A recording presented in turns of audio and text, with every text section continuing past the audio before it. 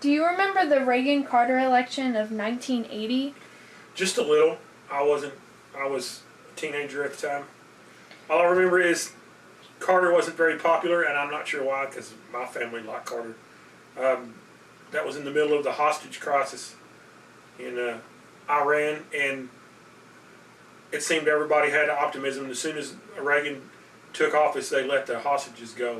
It seemed like Carter had got a really bad rap on it. I didn't think he was that bad of a president, but as a president, he didn't seem to be very popular. And I really don't remember my parents' opinion on it one way or another. They didn't really talk to me about elections and politics. All right. Do you remember the Reagan-Mondale election? No, I don't remember the Reagan-Mondale election. I just know that while Reagan was president, the country seemed to be doing okay.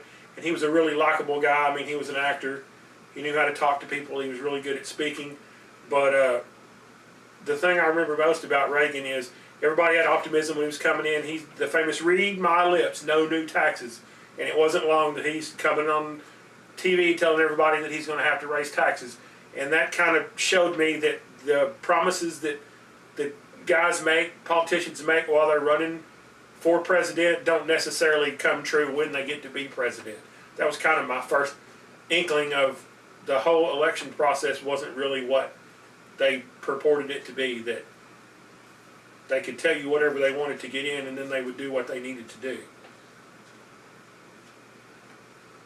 What were your opinions on the 1988 election between Bush and Dukakis? Dukakis.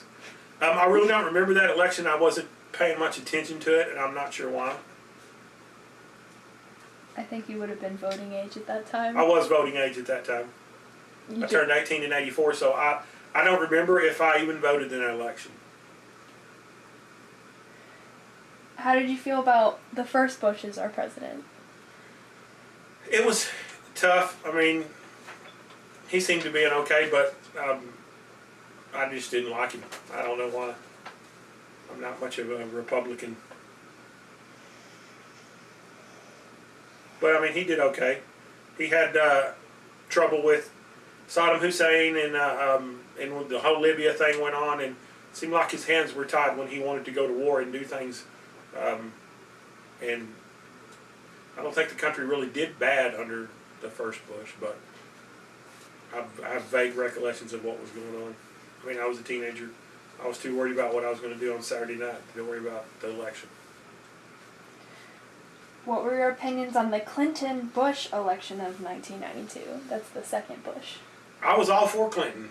He was a charismatic guy. He seemed, I mean, he's on TV playing saxophone on Arsenio Hall. You know, he seemed, you know, young and hip and you know, the new generation. And the other Bush was just an old man that seemed to be tired and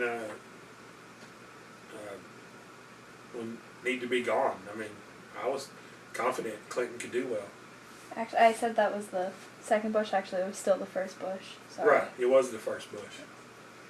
How do you feel about Clinton's first term as president? I'm not sure if it was first term or his second term, but while he was in office, I know we had a balanced budget, and the country seemed to be doing well. I loved it. I thought it was a good time in our country. So, for the Clinton-Dole election, what were your opinions on that? I was for Clinton. I didn't think we needed to change presidents. I was for more of what we had. If you voted for Clinton the first time, did you vote for him again the second time? I'm pretty sure I did, yes. And you think you voted for him both times? If I voted the first time, I voted for Clinton. Like I said, I don't remember, but again, I like Clinton. I thought the country was doing well. We had a balanced budget. Everything seemed to be doing well. Other than his running around with, you know, the whole Monica Lewinsky thing, and I didn't have sexual relations with that woman, which was a lie. Again, it's one of those things that taught me and how I learned that, again, politicians are just people like everybody else. Just because he's the president of the United States doesn't mean he's a moral and upstanding guy, but it seemed that even with all the stuff that was going on, he was still doing his job. The country was still doing well. It's just some of those things behind closed doors that we didn't necessarily know about in the past, but now that we've got 24-hour news coverage and C-SPAN and things like that, more of what the president does is aired, and we're more into their business than we ever were before.